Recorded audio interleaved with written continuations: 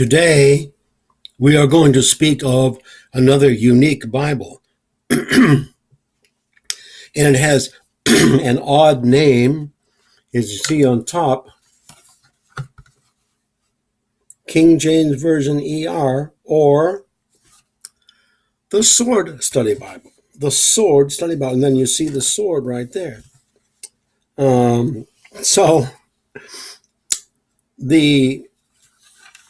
Now there are many things in this Bible that we'll have to deal with, but first of all, let us deal with the center piece of this Bible, what it's made for, okay?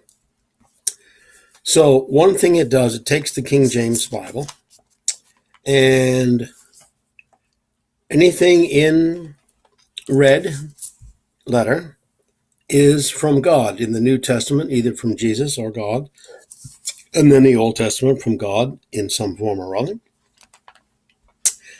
Now, and also, each book of the Bible that you read has a good introduction and so forth. Another feature of this, which is helpful when you're reading the King James, is it will take a word in a verse and underline it. And what does it do that for? Because it gives you a new word, which makes it easier to understand.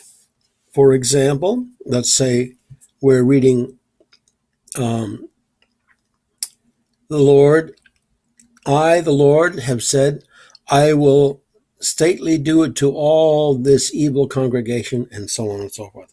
This is from the book of Numbers. And then it says, evil, wicked. Okay, now here's something else that's interesting when you go through.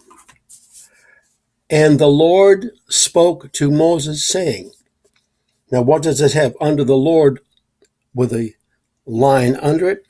Jehovah. So that's the actual Hebrew name of the God that is speaking to Moses. And it will do this wherever the Lord appears where necessary.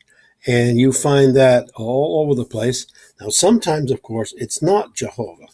And in some cases it is. But that's also very helpful.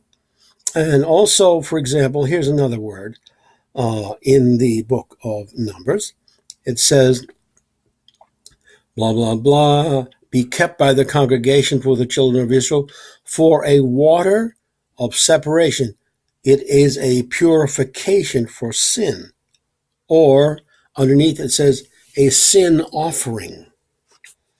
Now, when you go through this Bible, you will find that all the way through where words are underlined and it gives you a more modern meaning. Now, that's within the text of this Bible itself, as I said. Old and New Testament, of course, all the way through. Now, and that is very helpful. You will find many words that are not terribly well known that were used in the King James Bible, and you want to understand what they mean. So that's very helpful. Now, the next part, which we will get to in a bit, but I'll show you something of it. There is another thing in this Bible that is somewhat like some other Bibles we have read, like a topical Bible, for example.